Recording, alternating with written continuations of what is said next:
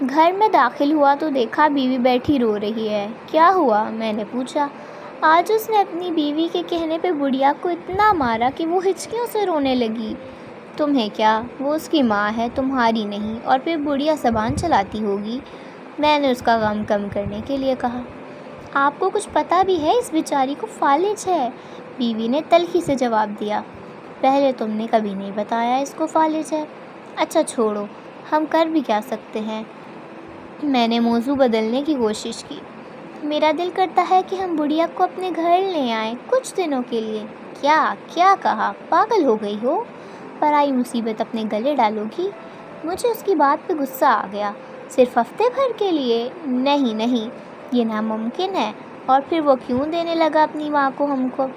میں نے کہا، اس کی بیوی ایک مرتبہ کہہ چکی ہے کہ بڑھیا مرتی بھی نہیں۔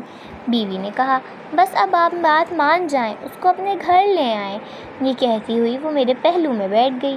اچھا جی، اب اس بڑھیا کو گھر لانے کی ذمہ داری بھی مجھ پر ڈال رہی ہو، اور یہ تو سوچو کہ تم اس کو سنبھال بھی لوگی۔ میں نے کہا، اپنے بچے تو ہیں نہیں، میں گھر میں سوائے ٹی وی دیکھنے کی کرتی کیا ہوں؟ چلو وہ آ جائیں گی تو میرا دل بھی لگا رہے گا۔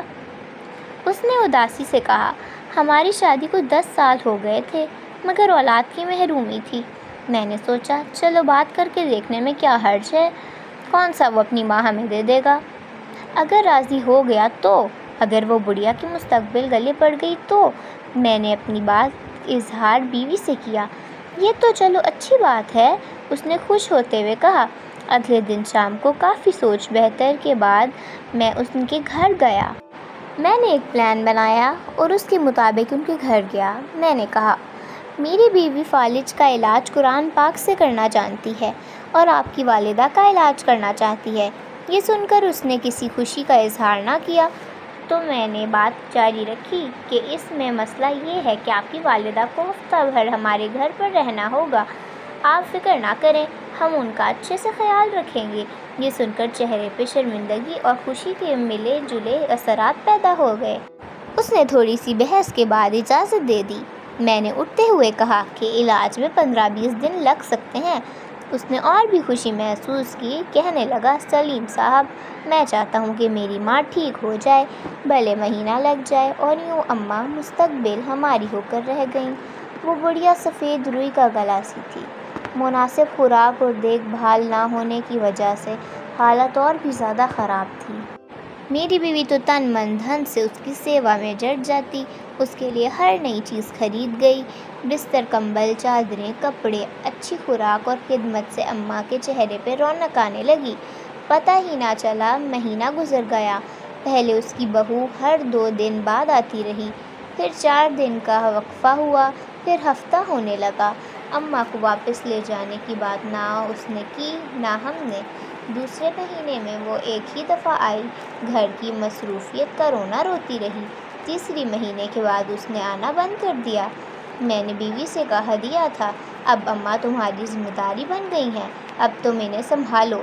بیوی نے خوشی کا اظہار کیا۔